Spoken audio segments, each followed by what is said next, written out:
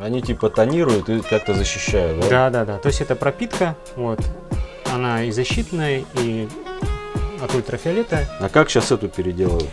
Эту переделать это нужно, по крайней мере, как я планирую, взять матовый, совершенно матовый, чтобы не было блеска никакого. Повдоль, вот видишь, стоят волокна. Да, да, да. Это специально или можно поперек? Можно и поперек, тут зависит больше от того, какая форма, и я смотрю с точки зрения.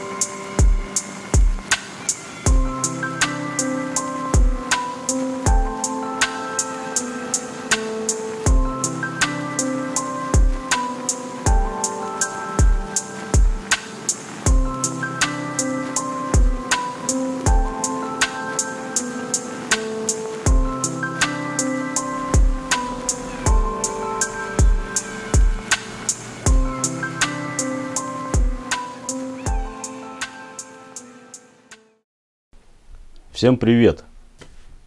Здравствуйте. Находимся в гостях у резчика Евгения, скульптора. Значит, поскольку скульптуры, резьба срубовая является сейчас неотъемлемой частью наших домов, практически каждый заказчик хочет видеть какую-то зверушку. Вот, поэтому, значит, решили снять вот это видео, где Евгений расскажет нам какие-то нюансы, секретики. Вот, возможно, как-то более обширно охватим всю эту тему скульптуры, творчества. И кто-то, может быть, на наших вот этих вот видяшках научится чему-то, либо как бы сам начнет творить что-то подобное. Вот, ну, в общем, поспрашиваем. Ну, рассказывай, что вот это куда пойдет, вот это куда, вот это куда. Ну, это заказ на Тюмень идет. Заказчик, получается, захотел внутренние интерьерные скульптуры, глухаря, белочку и сову. Третья будет. Как раз Саша занимается изготовлением сруба, компания. И вот такое предложение возникло. Мне стало интересно этим позаниматься, работа творческая. Вот. И вот такие в итоге получились работы. Ну, сова еще не завершена, она только в процессе обрубовки. Это уже покрашенные скульптуры, завершенные на данном этапе. То есть это клееное все, правильно? Да, это сухой клееный кедр, хорошего качества, без сучков. Вот, поэтому, так как скульптура будет стоять внутри, атмосферных осадков не видит и воздействий, вот, поэтому это будет надежно и долго. Ну в чем еще плюс клееной заготовки? Ну, плюс в том, что не будет произвольного растрескивания, потому что именно особенность кедра, так как это из кедра массив, он, как правило, будет давать трещины. Вот, то есть практически невозможно найти такую заготовку, чтобы она не треснула. Вот, то есть в естественных условиях, во-первых, такой размер, скажем, вот как у глухаря, но это надо еще постараться найти. Вот. Бывают и скульптуры более габаритные, и там уже просто реально такой древесины не найти. Есть нюансы какие-то, ну, как склеивать, так скажем? То есть ты сам, например, клеил заготовки? Я имел небольшой опыт склеивания небольших заготовок. Эти, скажем так, заготовки я заказывал в мастерскую столярную, где я уверен в качестве, ребята делают очень хорошо. То есть это выдержанные после сушилки даже лес, напряжение все прошли. Он вылежался, и после этого только склеивается. Без сучков, наверное, все. Да, это без сучков идет. В принципе, допустимо, если внутри небольшие сучки будут, вот, которые не попадают на наружную сторону, чтобы не нарушать. Слушай, ну, вопросы как из пулемета, да, все сыпятся. Слушай, следующий, смотри, если не тонировать. Будет ли сильно видно вот эти вот слои древесные, Да, кольца там? будет видно однозначно. Вот. То есть кедр, он, скажем так, не такая однородная структура. Если брать липу, то она равномерная. Вот, и там нету большой разницы. Вот. У кедра же, особенно когда под воздействием ультрафиолета, очень по-разному ведет себя древесина. Есть заболная часть, она белая, есть ядро, оно желто-оранжевого цвета, и чем дольше на солнце, тем больше загорает. Поэтому полоски вертикальные, либо горизонтальные, в зависимости от того, как склеивается, они будут разбивать всю фигуру, скульптуру. Поэтому тут вариантов нет, надо тонировать при кедре. Угу. Ну вот здесь вот глянец, да, есть как пластиковая такая зверушка, как из-под ЧПУ. Да, да, вот Смотрится. это особенность, которую тоже пробую, экспериментирую. Подобрал лак матовый, но тем не менее оказался блеск. Ну, конечно, это эффект нежелательный. То есть вот здесь, скажем, просто покрыта с аэролаком, аэрографом работая, и она гораздо живее. Мне не нравится, когда блеск, он, получается, действительно исчезает теплота дерева, ее привлекательность. Ну ты будешь что, получается, перекрывать? Я сейчас, все-таки попробую найти матовый, полностью матовый лак, чтобы убрать этот эффект. Вот. Но опять же, опыт получился хороший. да? Слушай, ну все фигуры, все вот реалистичные, да, по максимуму ты стараешься делать. Вот как в природе, да, животные находятся.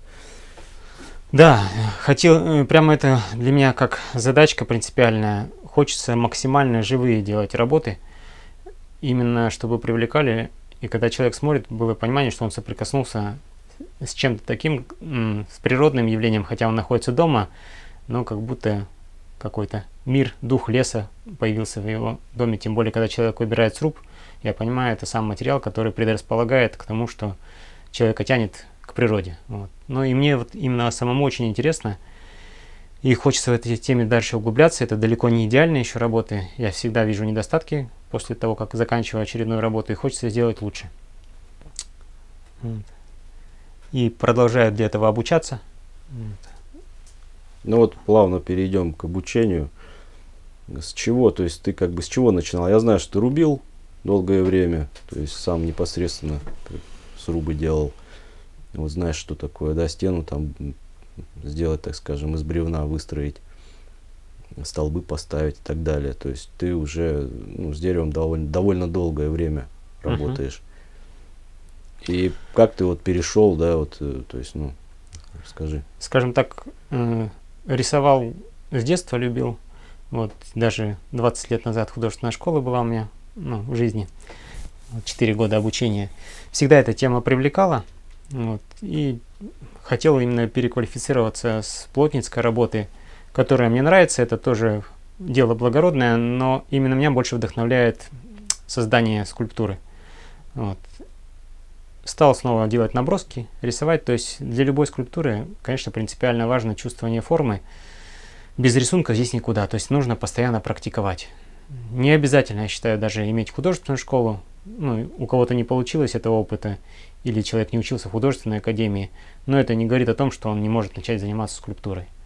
Главное желание, упорство. Вот сейчас масса курсов есть по рисованию, то есть чтобы потихонечку начать двигаться в этом направлении.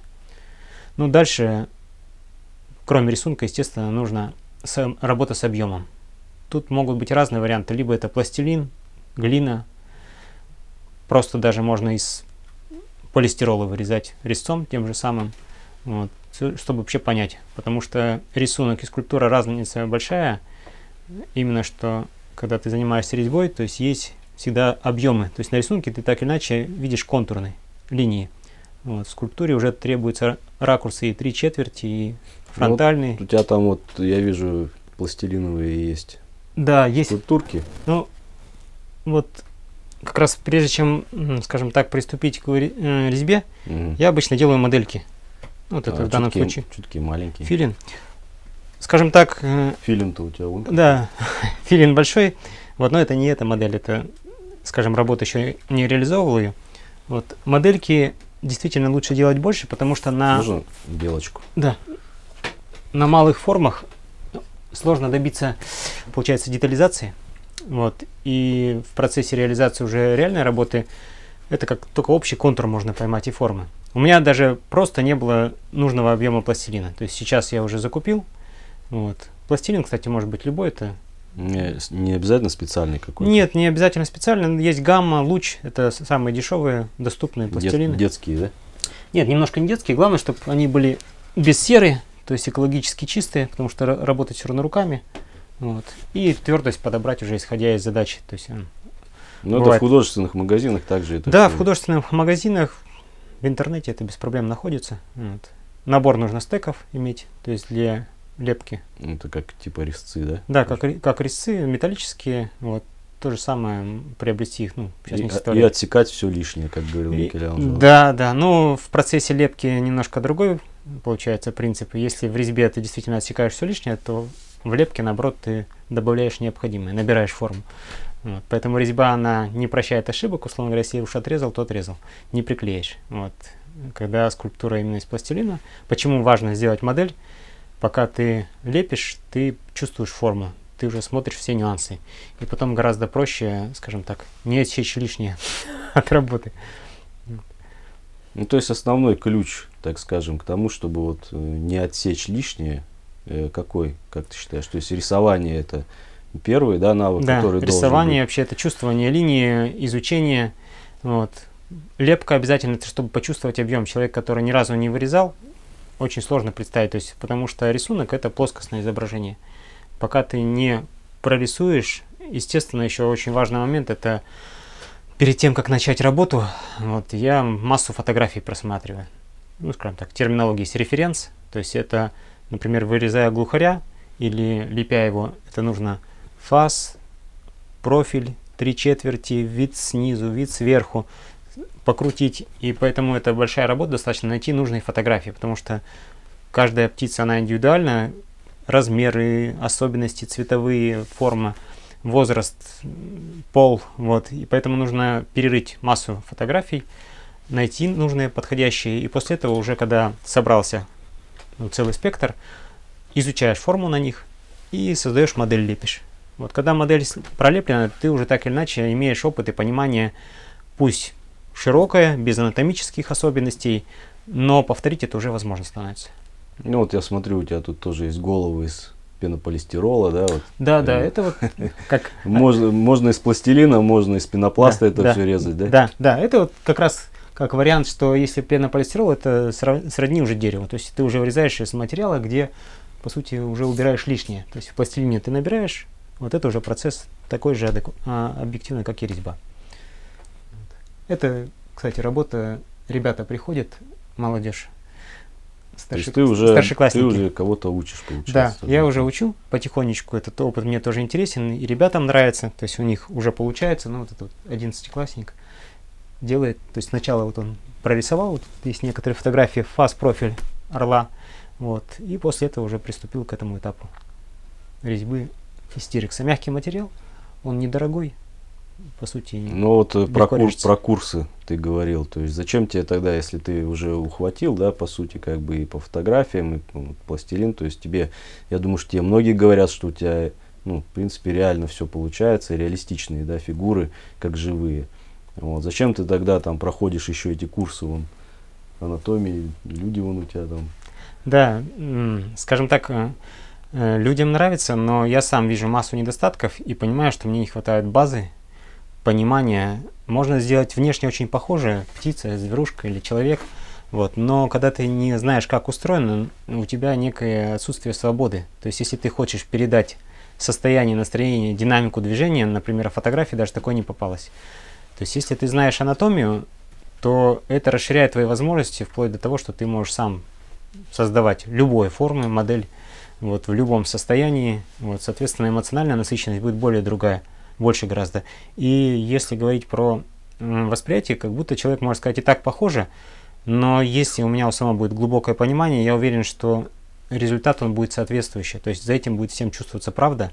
Вот, то есть когда это не просто что-то ватное, мягкое, а там есть, то есть все объемы, они, получается, подтверждены там. Если ты знаешь, где мышцы, связки, оперение, каким образом на это накладывается, реалистичность будет на другом уровне. И поэтому я изучаю анатомию человека, потому что мне интересна не только анималистика, но и человеческая натура. Вот сейчас очень интересные курсы нашел в интернете. В Инстаграме есть Sculpt Art, такая компания. Александр Спиридонов, основатель. Настолько системные дается знания. Всем рекомендую, кто этой темой интересуется.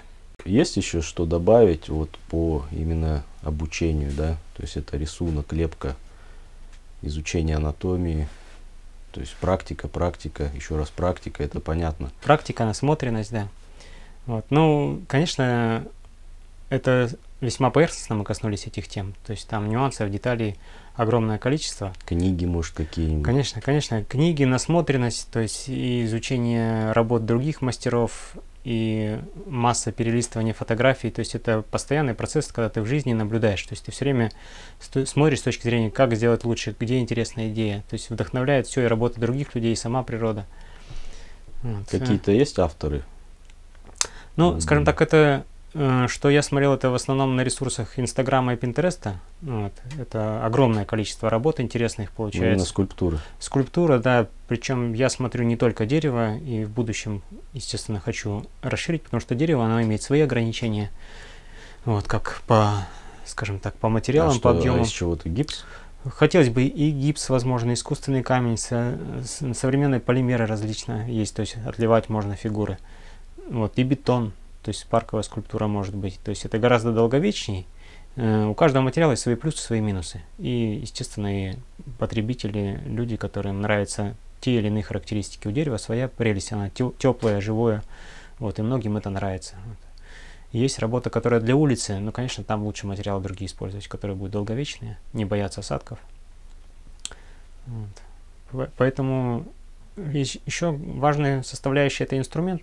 Скажем так, Ну, инструмент это мы в следующей передаче коснемся, когда ты придешь к нам на площадку и будешь резать не знаю кого, вот, но у заказчика аппетиты растут, и он уже потом вторую там скульптуру захотел. Была одна, и вот сейчас вот позвонил, говорит, можно еще кого-то на другом столбе.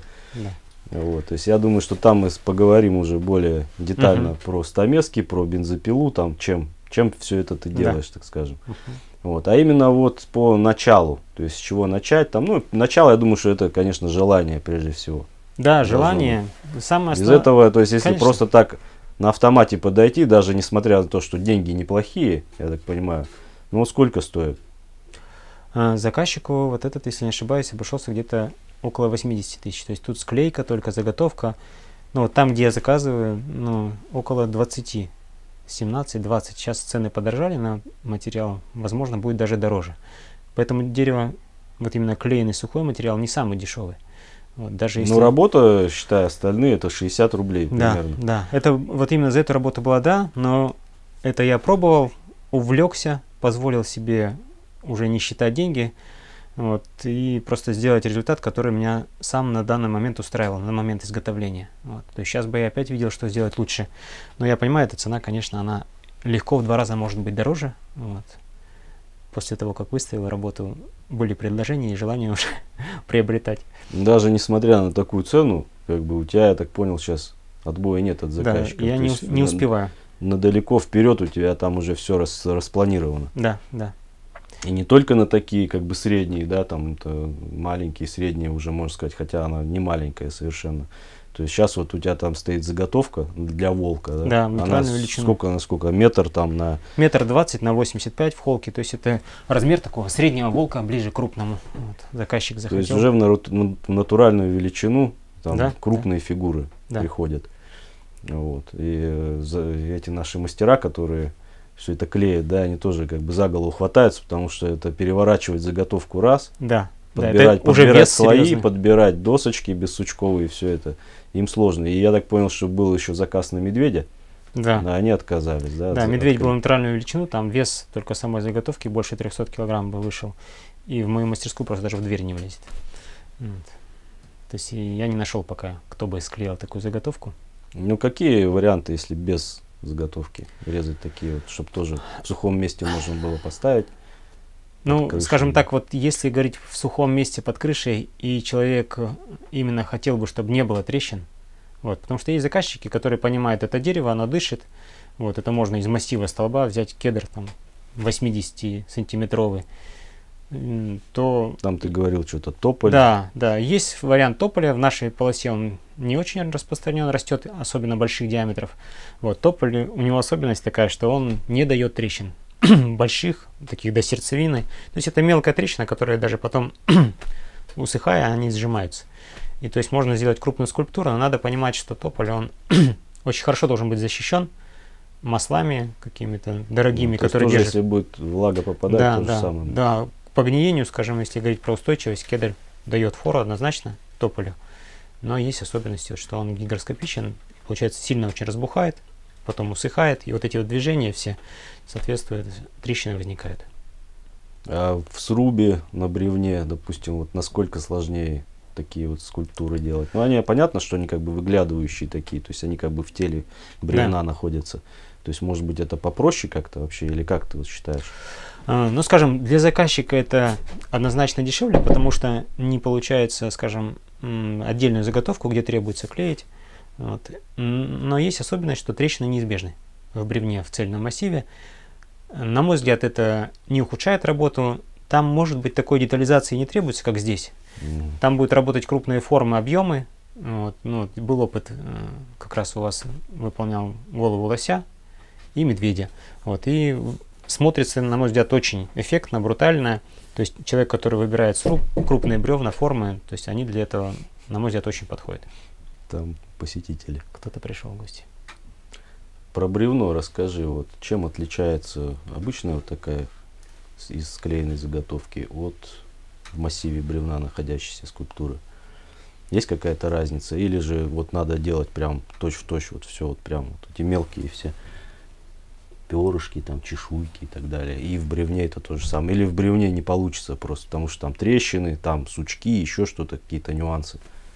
Нет, тут, скажем, есть, опять же, свои сильные стороны и слабые, ну, относительно слабые в таких видах. Ну, например, в бревне какие плюсы? Во-первых, это заказчику однозначно дешевле, не надо отдельно материал клеить, находить его. Вот.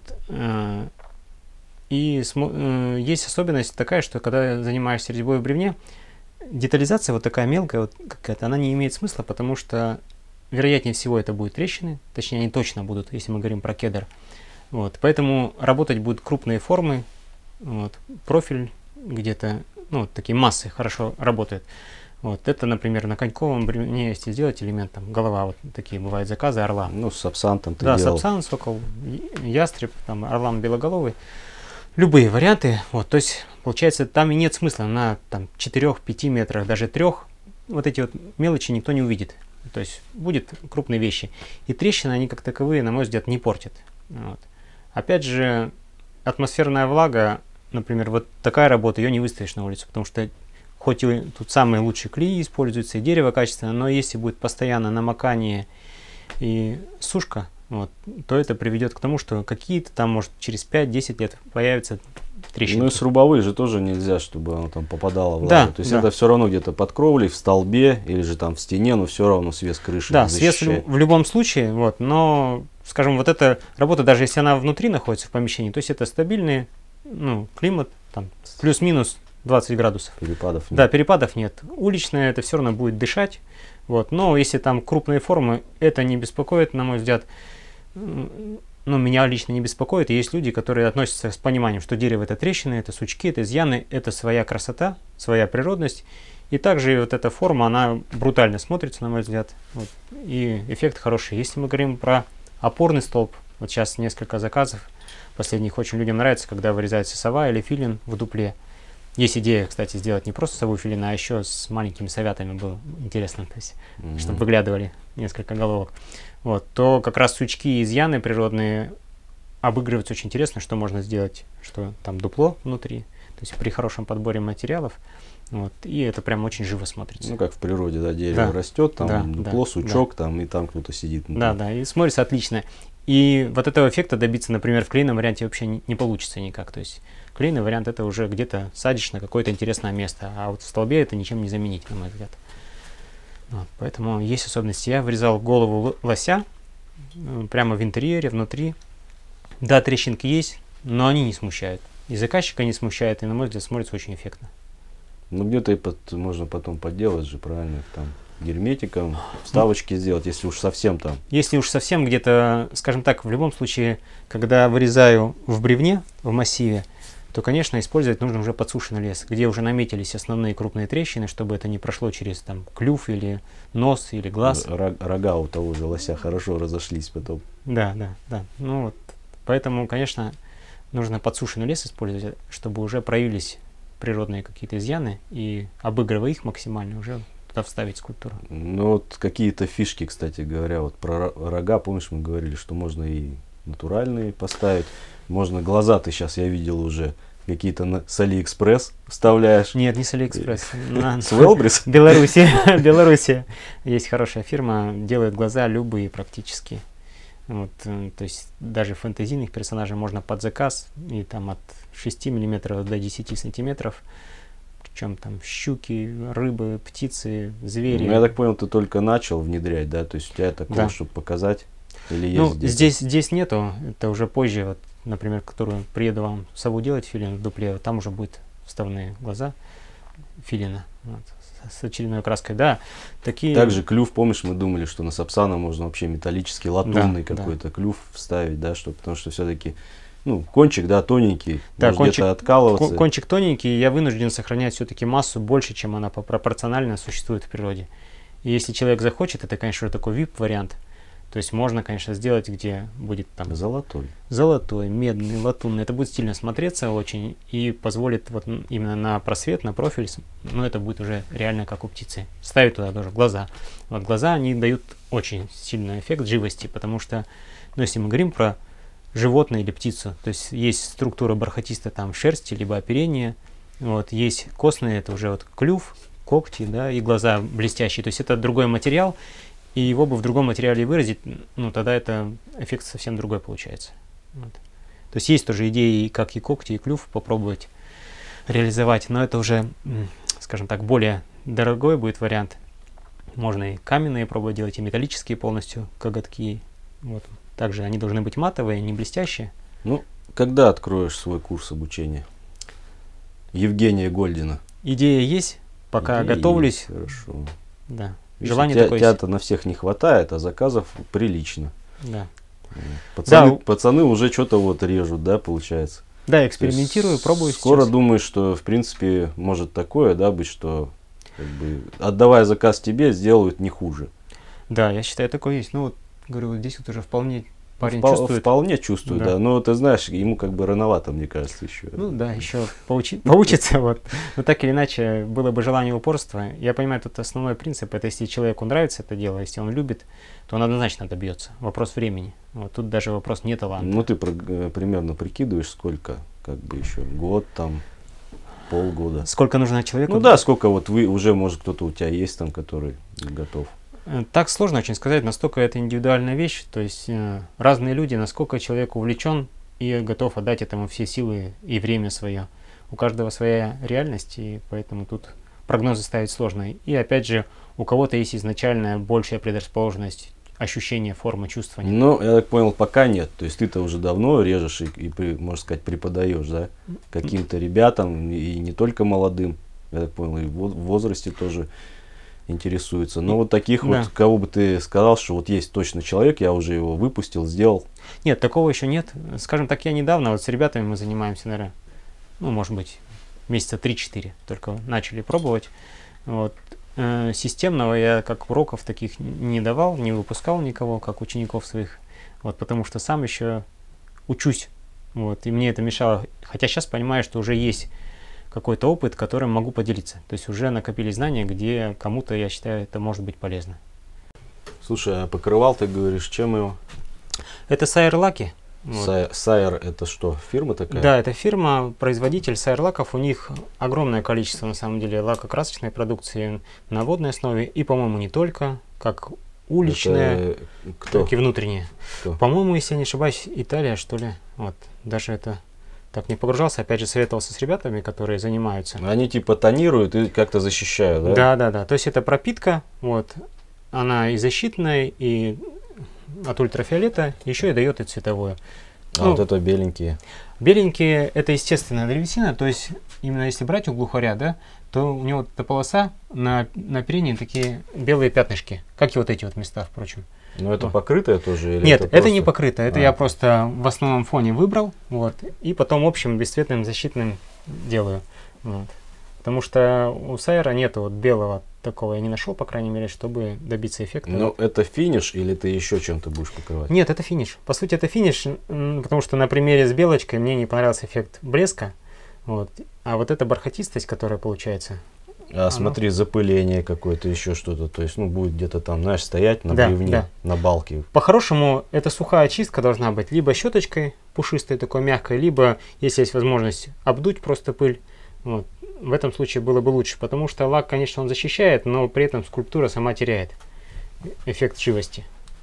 Здесь вот интересно, я сейчас стал пробовать, буквально это первая работа, которую я попробовал окрашивать уже с помощью аэрографа. Вот. Он дает, конечно, точечный... Аэрограф это что? Аэрограф это, по сути, как ручка, у нее есть сопло, вот, маленький бачок для краски, то есть туда уже... У тебя здесь есть? Нет, здесь нету. Вот, ну, смогу показать, опять же, на площадке, когда будем делать филины, даже можно будет в действии посмотреть. Вот.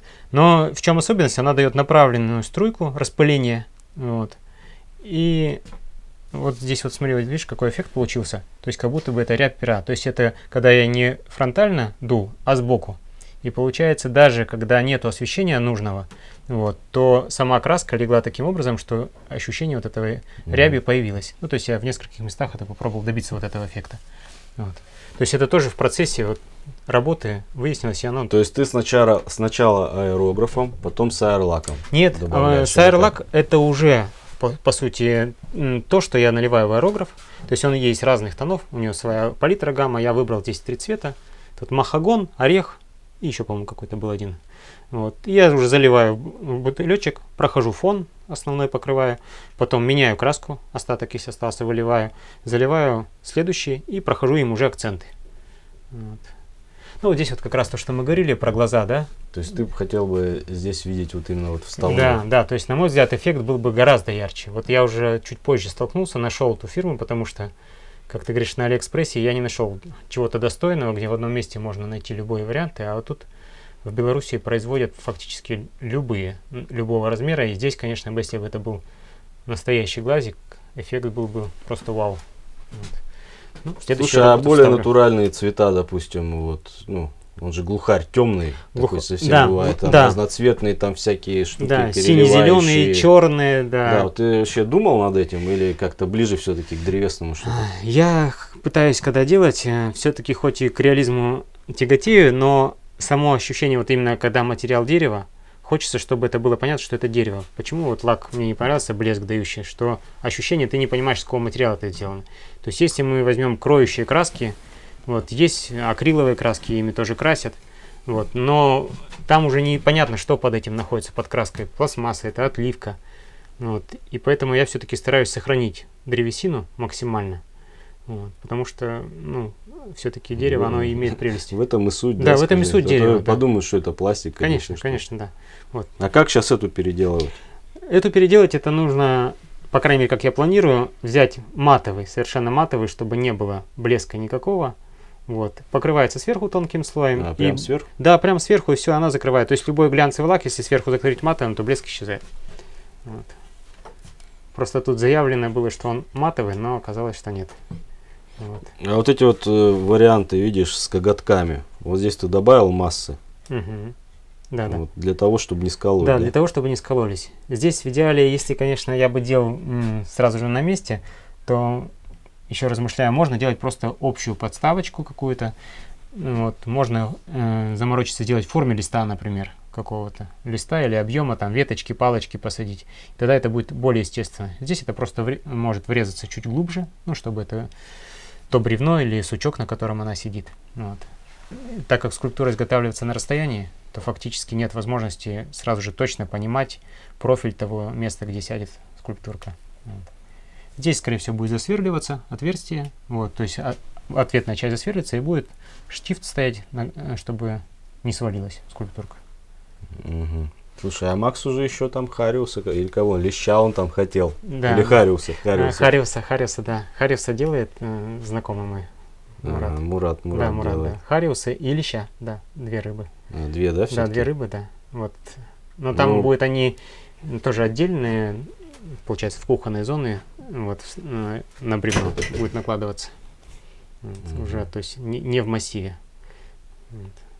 Но тоже они из клееных, я так понял, Да, заготовленные. да, тоже клееные, да, тоже клееные. Здесь, видишь, не хватает, на мой взгляд, вот как когти и, скажем, какие-то костные, я бы пробовал Ну давай, вот, найти цвет. вот смотри, болванка, да? Мгм. Ну, ты ее повдоль, вот видишь, стоят волокна. Да, да, да. Это специально или можно поперек? Можно и чтобы- поперек, тут зависит больше от того, какая форма, и я смотрю с точки зрения, чтобы не скололись тонкие части, там, клюв, когти. Вот, то есть, если я сделаю поперек, то когти, скажем, будут более слабые. Мгм. То есть, я в целом выбираю, Рассчитываешь, да? да, в зависимости от позы и от того, кого я вырезаю, вот, направление. Вот. Может и вдоль, может и поперек. Нет, ну ты сейчас ключевое. Да, это. да, столяру без Вот разницы. здесь уже нельзя Да, поперек. Здесь уже нельзя. Столяру Всё, без клюв, разницы. когти, да, они конечно, регламентируют. конечно. Да, да. Слушай, ну весит хорошо. у тебя Весит уже. хорошо. Да. Все уже, надо ставить. Крупные скульптуры можно делать и полые внутри. То есть, например, теоретически уже даже глухаря при склейке можно было бы учитывать, но это такая плотная работа со столяром. Вот. Ну, в глухаре даже, может, смысла нет, не такой большой объем. А вот если делать медведя или волка клееного, то, конечно, уже пустоту можно закладывать. И облегченная будет фигура, меньше напряжений внутренних у древесины. Вот. На эту тему я тоже размышляю. Мгм, мгм. Ну выбирать, наверное, не просто там. Выбирать непросто. То есть нужно уже четкий Сначала совершенно клеить, потом- абрис иметь, вот, послойный, и где в центральных частях уже нужно будет сразу пустоту закладывать. Выдалбливать там. Не, выпиливается лобзиком и склеиваются между собой такие слои. Вот. Ну, это я Склеил пробовал. цельный квадрат, потом выдолбил. Ну да. Ну сколько по времени ты делал? Так по часам даже будет мне сложно сказать. Днями нет смысла мерить, потому что каждый день разный. Вот. Ну, наверное, если брать около месяца, наверное, изготовление ушло. Вот, если работать часов по 7, где-то 24-25 дней рабочих, я думаю, так примерно получилось.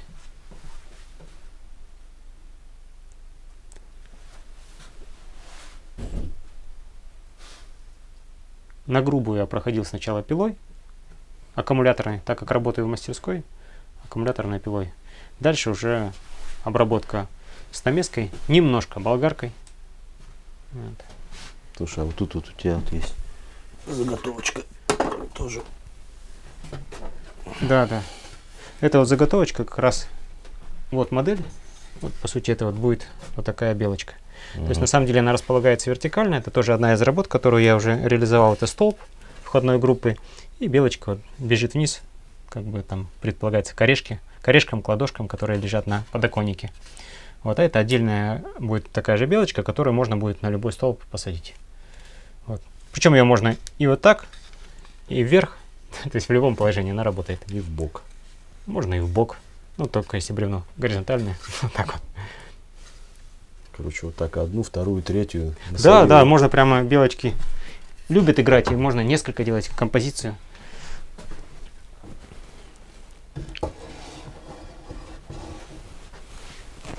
Вот еще человек. Да, вот это как раз то, что я занимаюсь, говорил про школу Александра Спиридонова, скульптор арт в Петербурге. Это послойное, получается, изучение фигуры и корша, то есть человек без кожи, где сначала идут костные изучения структур, дальше мышечно-связочные, вот, и вот последовательно идет там, грудная клетка, таз и так далее, мышцы шеи, мышцы бедра. Ну, здесь вот еще ягодичных мышц, заднего бедра нету, икроножных нет, руки не проработаны. Ну, очень интересно. Мгм. Вот, опять же, все равно, даже изучив анатомию человека, как будто бы к белке или к глухарю это отношение мало имеет, казалось бы. Ну, принципы уже ты Но понимаешь. принципы, да, будут одни и те же. И вообще способность изучать, анализировать грамотно в скульптуре, там дается на высоком уровне, на мой взгляд. Вот так вот, да. А вот эти проволочки, они зачем торчащие? Проволочки — это ключевые точки обозначают. То есть либо костных структур, либо крепление мышц к этим костным структурам. Связки, что ли, там какие-то? Нет, вот здесь вот это вертел зона, это кость входит, где в тазовую нашу, вот кость бедра. Вот. Здесь это лопатки акромиальные. А, вот это что? А, это бедренная? Да, нет, это тоже тазовая кость, это верхний передний осный отросток подвздошной кости. Терминологии много, голова взрывается, пока все это изучаешь. Вот. Ну, интересно. Ну вот, друзья, на этой ноте мы закончим наш репортаж, нашу первую часть о работе Евгения, о скульптуре. Сняли, так скажем, вводную. Это как начинать, какие иметь, так скажем, данные, чтобы начать делать скульптуру, вот такую красоту. Я думаю, что каждый хотел бы иметь дома такую зверушку, настоящую практически из дерева, где и детям интерес какой-то, и взрослым, так скажем, непередаваемые ощущения от нахождения в мастерской творческой. Конечно, хотел бы давно уже побывать, но получилось только сейчас, реально, соприкоснуться. Спасибо, Женя. Ждем тебя в следующей нашей части на площадке. Уже разговор пойдет прикладной какой-то, да, такой у нас по инструменту, чем это все делается. Вот. Ну, там будет в бревне, соответственно, может быть, там какие-то нюансики будут в инструменте другие. Вот. Ну, будем надеяться, что все получится. Спасибо вам. Всем успехов, друзья. До встречи. Спасибо, всем удачи, творческих успехов. Пока.